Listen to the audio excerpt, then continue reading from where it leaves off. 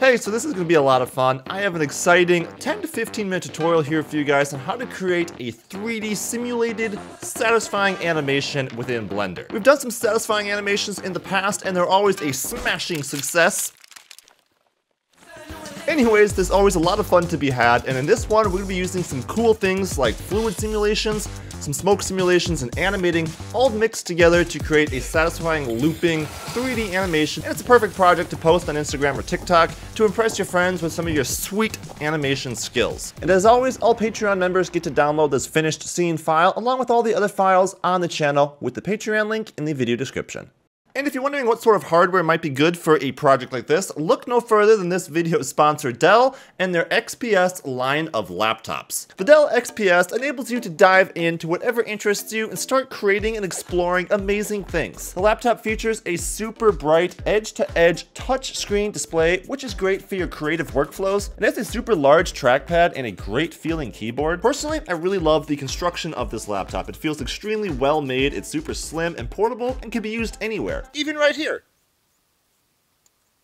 But even with this super slim design, it still packs a ton of power for your creative applications like Blender and 3D animating. Running on an 11th gen Intel 8-core CPU combined with the NVIDIA GeForce RTX 3050 Ti. So yes, you can totally render complex scenes on this laptop. To learn more, check out Dell's XPS line of laptops with the first link in the video description. And thanks so much to Dell and NVIDIA Studio for helping make this video tutorial possible with their sponsorship. And if you're ready to get started, go ahead and download the latest version of Blender. I'm using Blender 3.1 here, and hop right in. For starters, I'm going to jump to the User Preferences add-ons and enable the Node Wrangler add-on. This will make it really easy to import PBR materials later on. And for this simulation, we'll start by using the default cube right here because we need something to transform into a sphere. With some magic animating in 3D simulation. Start off by adding another object. This will be a sphere, so go Shift-A, add Mesh, UV Sphere. If you hit Z to go into wireframe, you can see that this is exactly the same height and width as a cube. We want to scale it down just a little bit smaller. Grab the UV sphere and then shift grab the cube, hit G and Z, and then hold down Control and move that straight down until it's at the bottom of that red line. So turn on automatic keyframing by clicking that button right there. Then on frame 1, hit G and click to add a keyframe to your timeline. Next, I'll jump 40 frames ahead in the timeline, hit G and Z again, and hold down Control and move it now until it's sitting at the top of that red line. As you can see now, scrubbing through the timeline, our cube and sphere moves up and down. This will be the first step to our animation. The next step is to have a circular iron that's going to be cutting this cube into the sphere. To start with that, let's jump to frame 40, our last keyframe added there, and grab the sphere, tab into edit mode, hit A to unselect everything, and then hold down Alt and left click the ring of vertices in the center of that sphere. Now hit Shift D to duplicate those vertices, and then hit P and separate by selection. If you tab out of edit mode now, you can see we have a separate object here now. We can work with that. So what I'm going to do is add in a new modifier by jumping to the modifier properties here, add modifier. This is going to be a skin modifier. As you can see, that adds thickness to the vertices. Let's make it a little bit smaller. Tab in edit mode, hit A to select all of those vertices, and then go Control A to scale the thickness way down. That looks good. Now add one more modifier. This will be the subdivision surface modifier to round over those vertices. Now hit 7 to go into top view and scale it up until this ring of vertices is just a little bit bigger than the UV sphere. Now still in edit mode, grab the vertex on the left and right of that ring, and now hit E to extrude, and then S and X to scale them along the X axis. And that's looking perfect. Now, time for more animating. As you can see on our iron here, which is going to cut the cube, we still have the 2 keyframes from the previous sphere. We can delete the first keyframe there. And at frame 160, we'll add a new keyframe. This will be a rotation keyframe, so I'm going to rotate that negative by hitting minus on the keyboard, 270, and then along the X-axis by hitting the X key. If I left click now, that will add a keyframe on 160. As you can see, if I scrub to the timeline, we have our iron spinning around that sphere. That's pretty awesome. But if we go into solid view here, you can see that nothing is happening to the cube currently.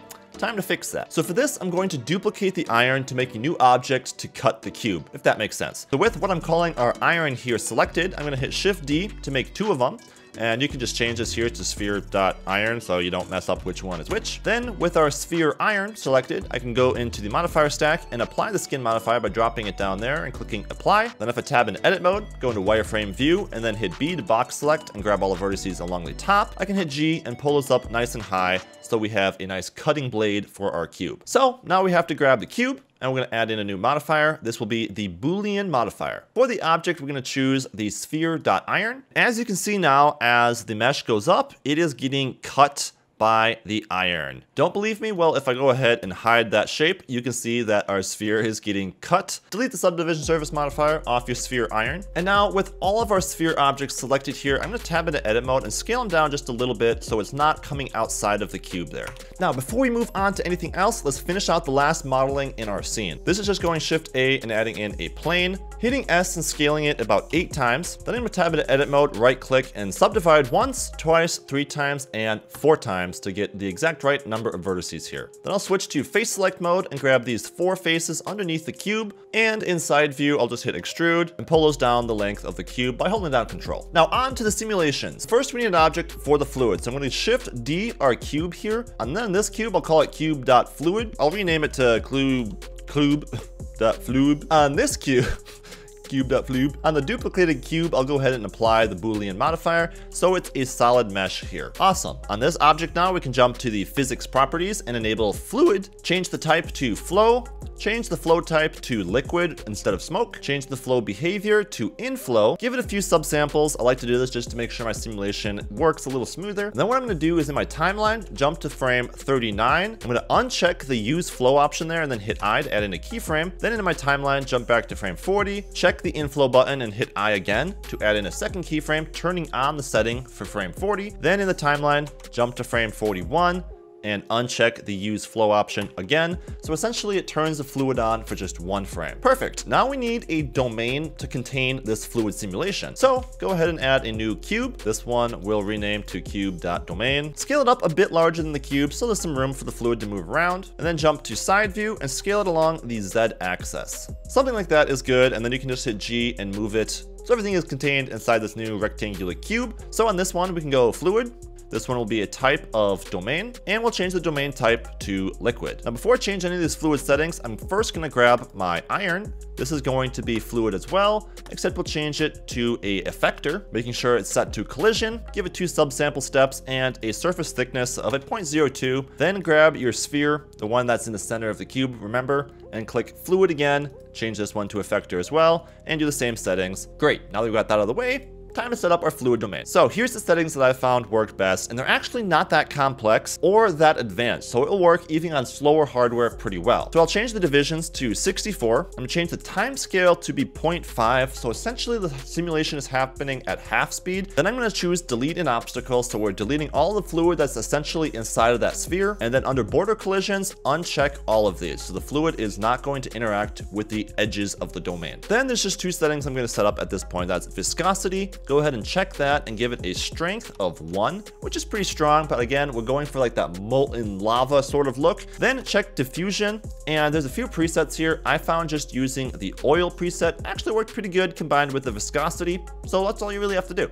And the last setting you want to enable in your domain, this one's important, is fractional obstacles. And that's just about it. Let's grab our ground and add that as a fluid obstacle as well by going fluid, effector, collision, and if we were to play our simulation back, you should start seeing this. But now there's a few things that need to be done real quick. One of them being that cube that we created in the beginning there. We don't want that sitting there once it changes to the fluid simulation, which, if you might have remembered, happens at frame 40. So what I'm going to do is with the cube selected, I'm actually going to take that keyframe, drop it to frame 39 by moving it over 1, then grab the keyframe at the start, hit Shift D, and move that to frame 40. Then hit G and Z and pull that cube down out of the simulation, making sure automatic keyframe is enabled and adding a new keyframe there. Now, if you scrub to the animation here, you want the cube to rise back up to refill that gap as all of this molten lava pours down. So starting around frame 120, I'm going to hit G to add in a new keyframe. Then I'll scrub down to about frame 200 and then hit G, Z, and Control to pull that cube back up to fill in the surface there. So as you can see, as the simulation plays back, it looks like it fills back up to the top there. Perfect. The other thing is the cube flube that is used to generate the fluid doesn't need to be rendered, so we can turn off the view and the render to that. Now, as you can see, I'm pretty much ready for the simulation to end around frame 200. So I'm going to grab the domain, and under the cache settings, I'm just going to change it to end at 200. A little bit of fluid that you still see in the scene here, we will be fading away with materials. Then for my final bake, I'm going to change it to all, and then choose bake all, and sit back and wait for that to finish. And there's our finished bake simulation. Now it's time to grab our sphere, and around frame 200, we're going to add a keyframe by hitting G and then left clicking. And I'm gonna scrub about 30 frames down my timeline, rotate that sphere about -90 degrees, and place it right about there, so it sort of looks like it falls off of the iron. Just play around with your rotation and movement till it looks natural. Then I'm gonna jump about another 70 frames, so I'm gonna change the end timeline to be about 300. Jump to the end of that. I'm going to rotate the sphere -360. Then I'm just going to grab it along the y-axis and pull it to a point in the timeline when it will be out of my camera view. And as you can see, we now have the ball rolling out of our scene. The last bit of animation to make it a complete loop is to have the iron go back to its normal position. So as the sphere starts to rotate off there, I'm going to add in a new keyframe to our iron. And then around frame 250, I'm going to rotate the iron 90 degrees, which is back to its original point. Now you just want to make sure that it kind of looks like the iron is pushing the sphere, which it actually is. You might just have to adjust your last keyframe there a little bit. So it looks like the iron sort of pushes the sphere out of the scene there. Now, one last bonus simulation that you can add for some extra cool effect is some smoke. So we need a new object to emit the smoke from, and it's going to be the iron. So I'm going to grab the iron sphere there, Shift D to add in a new keyframe. This is sphere.002 now. We'll just call it sphere.fire. Now, with the sphere.fire selected, I'm going to choose the type to be a flow, and this is going to be smoke like it's set up already. The flow behavior will be inflow, and we want the smoke to enable as soon as the iron starts burning our cube, which if I jump to wireframe view here, you can see that happens right around frame 20. So starting around frame 15 in my timeline, under the flow surface, I'm going to give it a surface emission of 0. And then I'll hit I to add in a keyframe. Then I'll scrub forward to about frame 25, and here I'm going to give it a surface emission of 1, and then hit I to add in another keyframe. So this will be full smoke then at frame 25. Then if I scrub through my timeline, to the point where the cutting is pretty much over, right around frame 150, I'd say, I can add in a new keyframe. Boom. And then I'll jump forward again about 20 frames to 170, and I'll turn the surface emission back down to 0 and hit I to add in a second keyframe. Perfect. Now for the smoke simulation, all we need is its own domain as well. So I'm gonna go Shift A, add in a new cube. This one will be cube.fire. Scale it up a little bit bigger so it fits the whole cube with some extra room for the smoke to flow around it. Now just go to the fluid settings, check fluid, type, domain. It's already set to gas, which is smoke, which is exactly what we want. For this, I gave it 64 divisions. For this, I gave it, I think, 84 divisions, but 64 will also work, and that's what I'll do for the tutorial. Scroll down, choose adaptive domain, and also choose dissolve. We don't have to change any of the other settings after that. All the way down to the cache settings then, you can have it end at frame 200, just as we did with the fluid. Maybe give it a little bit of vorticity with a 0.1 value, and then also a little bit more heat. This will make the smoke rise faster. So I'm gonna give that a 2 because it is pretty hot. I'm going to hit S and then Shift Z to scale the domain down just to be about the size of the iron there. Something like that looks pretty good. And then the last step is I need to take the sphere and uncheck the fluid collision effector because I don't want that to be affecting the smoke in this case. The smoke kind of ends up sticking to it and just not looking very good. And there we have some fire on our iron. Now it's time for materials and rendering, and you're finished. First, the camera. Hit 0 to jump into your camera view, and under the camera settings, I'm going to change the type from perspective to orthographic. This basically makes a 3D thing kind of look 2D in a way. I thought it was kind of cool and fit this simulation satisfying animation perfectly. Go to your output settings and make it a 1080 by 1080 render because this is really designed to kind of be a square. Then under the camera settings, change the orthographic scale to fit everything into the scene properly.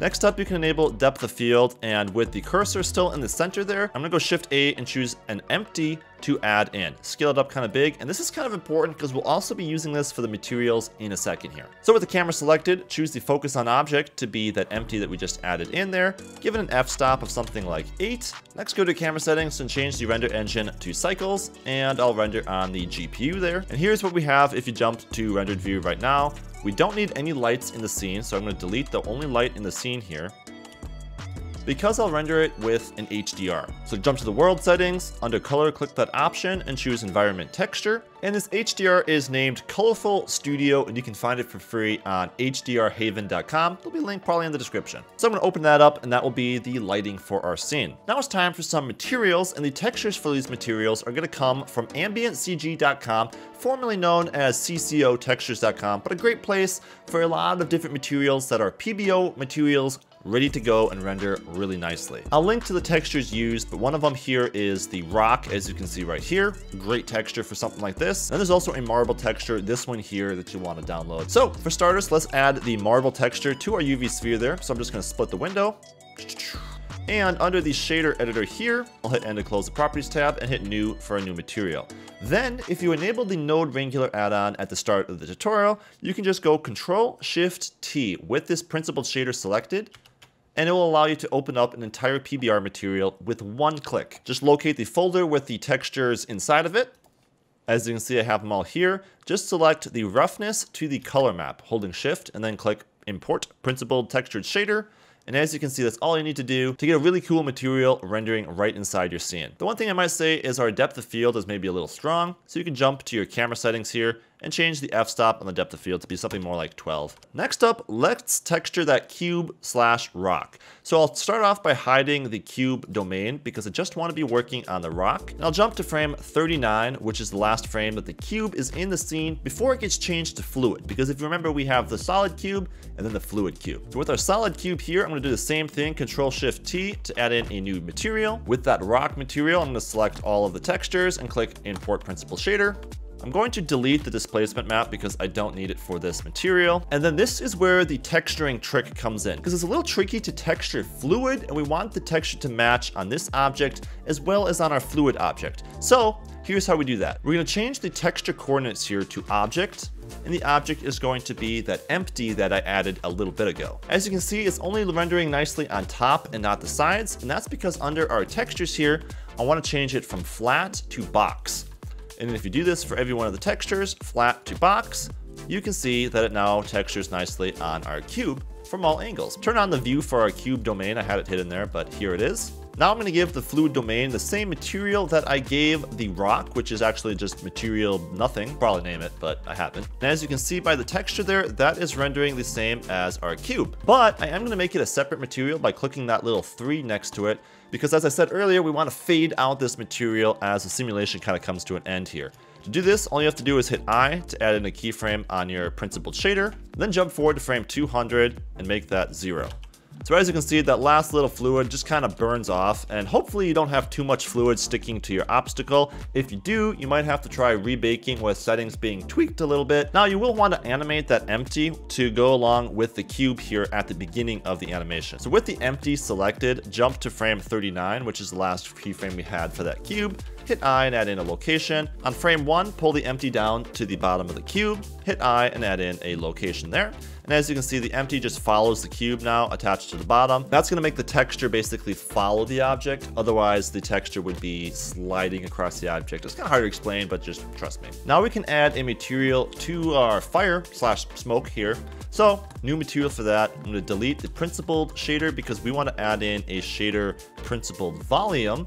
Go ahead and connect the volume to the volume output on that material. And now all we're gonna do is crank the density up to something pretty big, like 45, and you can see you get some nice smoke effects coming in there. Next, we need to add a material to our iron, so go ahead and add a new material for that. And this is gonna be an emission material. So what I'm gonna do is I'm gonna go Shift-A and add in a texture. This is going to be a noise texture. Now if we go Control-T, the Node Wrangler add-on will automatically add a mapping node to it for me, which is really handy. Then I'm gonna go Shift-A and add in a converter color ramp.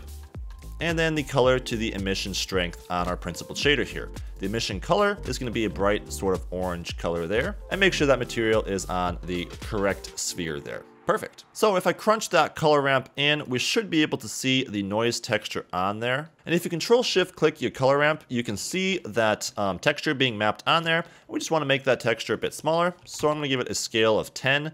And a little bit of detail and a little bit of distortion as well. That's perfect. And now if you just add in a converter math node, drop it right into the emission strength and change it to multiply, this will control how strong the emission value is. We want it to be pretty strong, so I'm gonna go up to like 55. Then I'm just gonna duplicate that principled shader, Control-Shift-T to add in a new PBR material. This is going to be the same rock material actually that I used because I'm lazy. And this is just going to be connected with a shader mix shader to our bottom principled shader. So using a mix shader, connect both of those, selecting our sphere iron, going to the vertex paint, going ahead and applying the skin modifier. Then what I'm going to do is I'm going to change my color from white to black and go paint and choose set vertex color. So everything is black. Now I can go back and make it white and paint in where I want the iron to be hot. Might help to scrub through your timeline to get different angles of the iron. But now if we jump back into rendered view here, you can see if we go Shift A and add in an input vertex color, choose that vertex color that we just created and use that as a factor. We want to flip those inputs real quick. You can see that it's working. We just have to turn off the emission strength on that principled shader there that we duplicated. And we have a hot iron, and make sure you shade it as smooth by right clicking and choosing Shade Smooth. A little tricky is to change the background color here. What you can do is jump to the world settings here where we have our HDR lighting the scene. And if you hit Control T to add in a mapping node, all you have to do is change the rotation a little bit along the Z, and you're going to get different colors in the background there. I'm going to rotate that around here so I have more of a blue background. I just thought that looked kind of cool. But with that said and done, it's time to hit F12 and render a still frame of our animation. And as you can see, we have some object rendering that we don't want to render. So you're going to want to make sure that some of these objects like the sphere iron, you do not have the camera render check mark on. Now the last step with a finished render here is to add a little bit of glow if you want to that iron to make it seem extra hot, and that's just done in the compositing tab. You can click use nodes and then go Shift A and add in a filter glare node. Dropping that in, if I go Control Shift, that will add in a viewer node so you can see it there. And then I'm just going to change it from streaks to fog glow. And as you can see, that makes the iron glow nicely there. Or even add in another one at a different scale for even more glow. But that wraps up how to create this satisfying simulation animation, I'm calling it. Hope you guys had fun. Thanks again to Dell and NVIDIA Studio for sponsoring this video. Check out their XPS line of laptops with the first link in the video description. And if you guys created something cool with this tutorial, go ahead and post it on TikTok, Instagram, whatever you use, and tag CG Geeks because I love to see what you guys create. And until next time, bye-bye.